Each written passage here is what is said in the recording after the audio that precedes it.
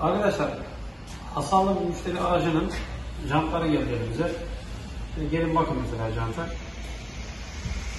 Jantın bak, şuralarında hasarlar var. Gördüğünüz ellerde.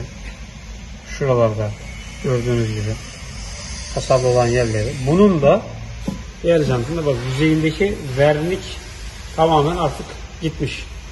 Evet, Mercedes grubun orijinal jantı. Bu jantı biz şimdi onarıma sokacağız arkadaşlar. Revizyona girdikten sonra bu jantın şuraları kaynak dolguyla dolacak. Bunun buraları kaynak dolguyla dolacak. Şu gördüğünüz yer kaynak dolguyla dolacak arkadaşlar. Dolduktan sonra şöyle yerleri, biz ufak tefek yerleri mesela şurayı kaynak dolguyla doldurmayacağız ama ince bir macun çekilecek arkadaşlar buralara. Hani diyorlar ya, çelik jantta macun olur mu? İşte macun böyle olur ama şu kol kırılırsa, bu kol kırılırsa bunu macunla yapmak doğru değil. Yani o tabii ki olmaz.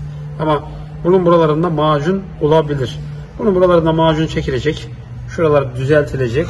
Ve en son jant bütün her tarafa şu renk boyanacak arkadaşlar. Füme boyanacak. Boyandıktan sonra jant CNC'ye girecek. CNC'den sonra bu jantlar sıfır gibi çıkacak arkadaşlar. Videoya böyle başladık. Bu jantın yapım aşamasını size video içerisinde göstereceğiz arkadaşlar. Ve son halini göstereceğiz. Ve onayınızı alacağız.